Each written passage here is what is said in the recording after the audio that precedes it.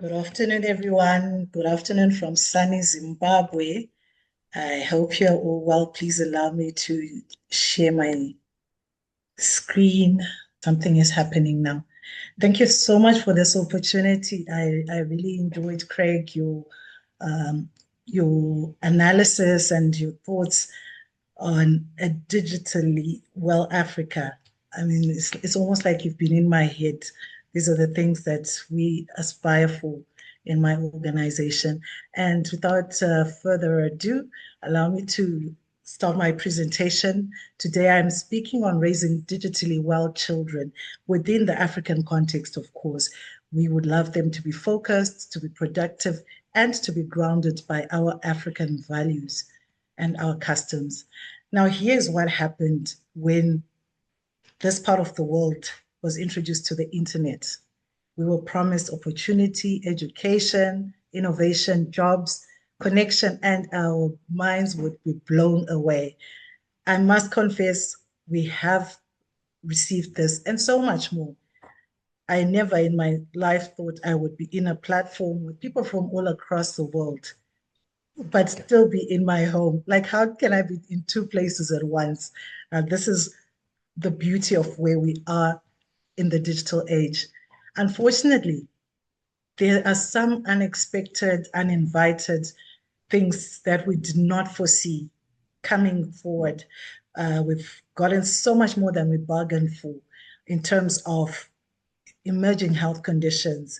We're getting young people start suffering from what they call text neck.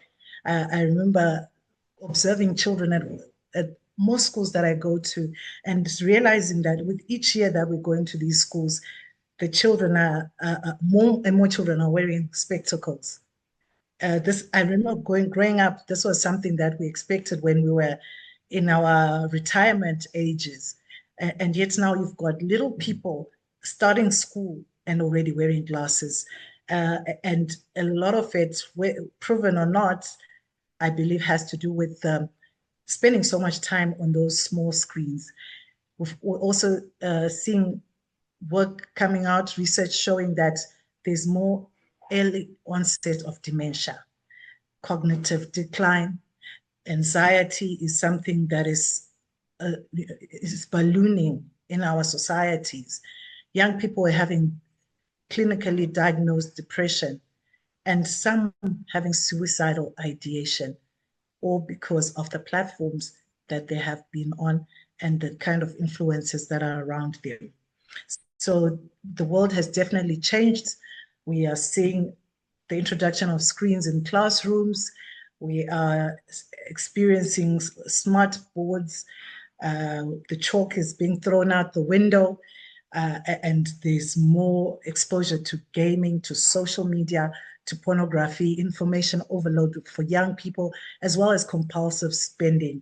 So this change in the world has shifted some of the things that children experience, but there are fundamental things about childhood that have not changed. We are still seeing in every environment that we are getting into, when we speak to children, we always go beyond the screen, beyond social media, beyond the gaming. And it all comes back to we wish our parents would guide us a lot more. We wish there were more rules around how to do this because we are struggling. We don't know how to self-regulate. So they're asking for boundaries, believe it or not. They also are longing for community. They want to belong in communities. And this is what is sometimes driving them to the wrong type of influences and the wrong type of messaging and communities. They're also talking about what to do in their downtime when they're bored. How do we get ourselves occupied? Because we're so used to I'm either working online and then when I decide to take a break, I go online to take the break and refresh. Like, I've had my children who are ages 20 and all the way to 27 saying to me, we wish we lived in your time when you could just be bored and do nothing. Now it feels like when you're not doing anything, which is translated to when you're not online, then there's something wrong there. So they are not comfortable with boredom, but they crave for those moments where you're just still and not bombarded by an infinite attention seeking and attention grabbing platform. They're also looking for guidance. It is something that surprised us, honestly, because we know these children are more tech savvy than us by far. And so when they come and say, we need guidance, it's like, you need guidance from whom? We did not have access to the platforms that you have, to the apps that you have, to this kind of life where you're connected all the time.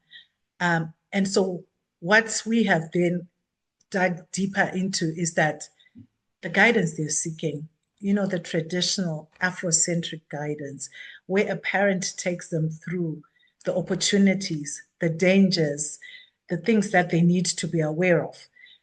They're also looking for more assistance with the moral and social formation. A lot of them have said, I am from this particular tribe, but I am ashamed to say I cannot speak my language. I cannot have a full conversation in my mother tongue. And they're asking us as their elders to help them form those social skills, that morality that has brought us to where we are proud to say we are Africans. And of course, they are craving for the adult protection and care. When we talk about a digitally well child, what are we talking about? What does this look like? We're not saying this child has to reject technology or ban something, but we're talking about using the technology with intention.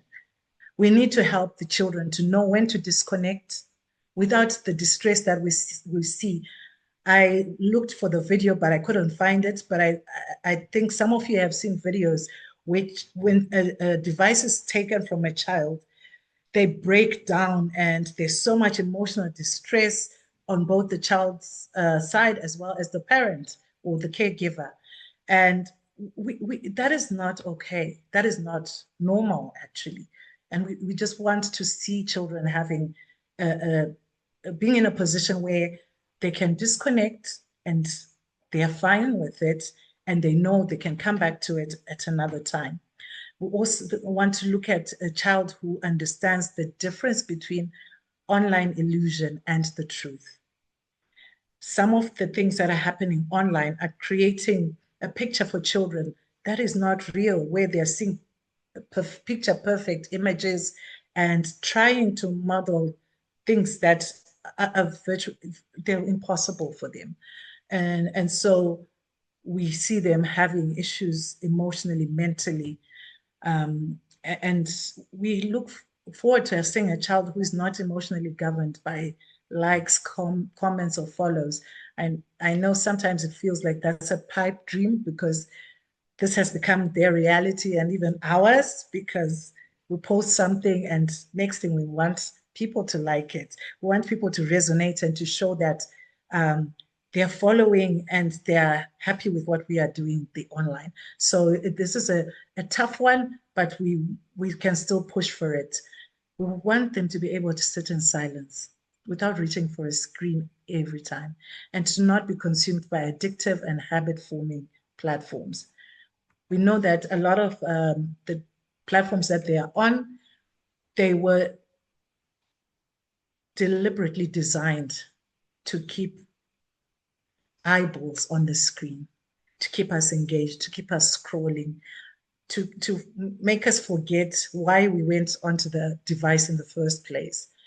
So the conversations have been drifting from just how much screen time are children having exposure to and what the impact is. But we're now looking at the holistic impact on the child, from their attention span to the issues of anxiety and comparison. We have had children in some of our sessions tell us that they spend 23 hours on their device. Some are saying that they will be on their device until the alarm to wake up goes off. And so what would happen in class and even in our sessions, the child is falling asleep. They cannot keep up. And if their parents here, I always ask, what is the point of investing a lot of money for your child's education, for your child to have access to that gadget and to have Wi-Fi at home 24/7? What is the point if all that is not going to reap any rewards? If that child is going to fall asleep in class and not do well in the communities where they're supposed to be, flourishing, what are we doing as parents when children are not sleeping? We are also seeing that there's a lot of exposure to harmful and premature content. I looked around from my colleagues who work with children, our school counselors and therapists, and they were saying that some of the harm that is happening to the younger children especially is that they see things that scare them so much that they are so afraid to even go back onto those platforms. And then the parents now says when they need a child to behave or to get out of their hair, they give the child the gadget, further exposing them, further traumatizing this child to content that they were not supposed to be exposed to. And it can even be something that looks like a cartoon, that looks like content that's for children. And yet there are other things embedded in there. Well, another thing that we're worried about is the digital and AI dependency that is now become quite normal. The other day I was doing homework with my 8-year-old and we got stuck on one of the questions in her science homework.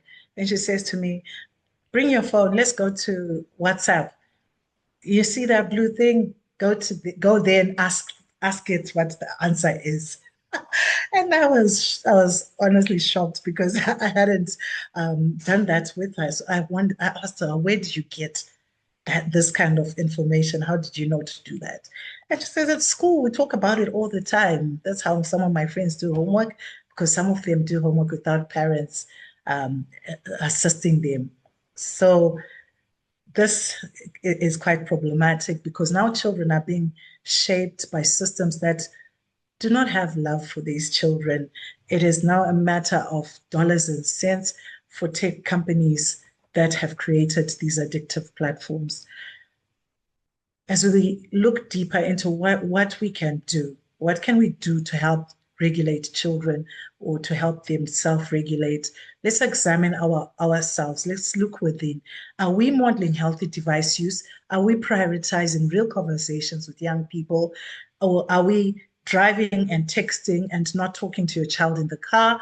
Or are you calling a child to ask them to do something and then they spend the next 10 minutes standing next to you while you are looking at your reels or whatever is catching your attention so much that you forget that you even called them in the first place?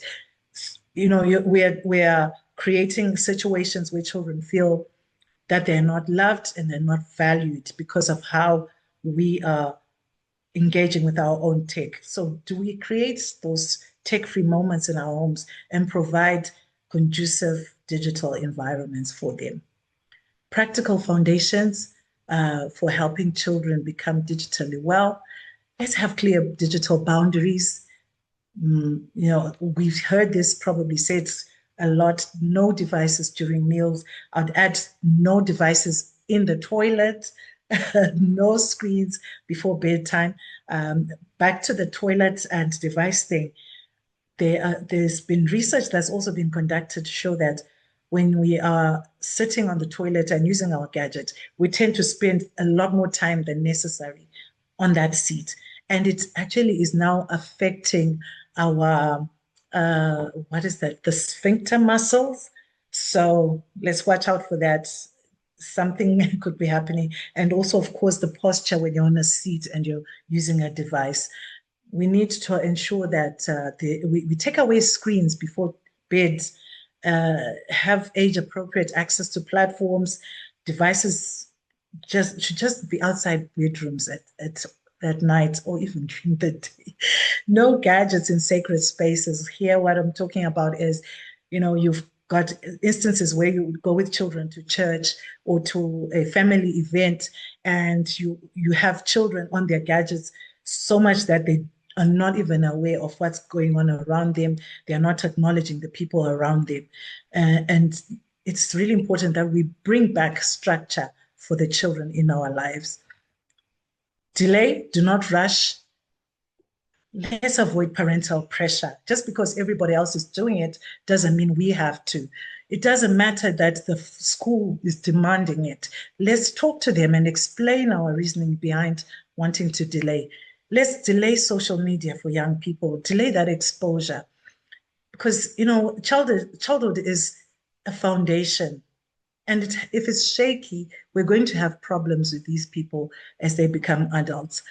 So we really have to also regulate ourselves in how much we succumb to pressure. Let's create a family digital culture and identity. What do we stand for as a family when we're online? What are we allowing? What are we rejecting? How are the digital technologies impacting us? And how are we protecting our peace? Let's not just remove the gadgets. Let's also find ways of replacing, that time that they would usually be scrolling. Can we get back to taking them to the libraries and doing some reading? Introduce outdoor play, form clubs within your communities. Get them to do something creative, whether it's cooking, baking, robotics, whatever it is, something that keeps their hands and their minds and their eyes busy. Introduce face-to-face friendships more and more, and give them opportunities to also raise pets, to grow plants and look after them, something that distracts them from just wanting to be on the screen. It takes a digitally aware village. This is not just on parents. Schools have to introduce digital citizenship and wellness as a core life skill. And when there are issues, let's look at online behavior and address it appropriately. Partner with the parents, not to try and make parents feel like they're not doing a good job by not giving tech to children. We have the issue in our African communities of extended families. Let's normalize delayed exposure, even with the extended family. One of the things that happened in our home was our son got his first smartphone as a Christmas present from his cousin. And what do you do when a 10-year-old boy is given such a gift? Do you take it away and say, no, you can't have that gift? But if you have that communication and that understanding as extended family and as communities, you know that it's important to delay exposure for certain ages. Support the parents who have set their boundaries and not judge them. And this also involves the caregivers, the people who help us in our homes. Are they also not, exposing our children to the harmful traits that are online? Or are they supporting the parents by establishing boundaries? And let's challenge the harmful digital trends that children often get into. And we think, oh, this is just child's play. Externally, we're calling upon tech companies. I'm happy to see that now we've got legal precedent in as far as regulating tech companies. But my question always is, that was supposed to protect children in the United States or in the developed world. Is this going to extend to us? I think this is also an opportunity for the tech companies to extend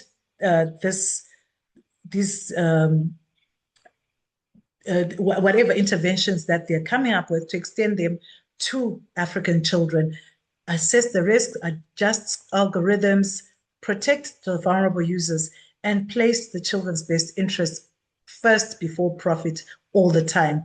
Our regulators have a big opportunity here to make sure that we adopt and implement child-centered legal frameworks, fund longitudinal research on digital behaviors and mental health.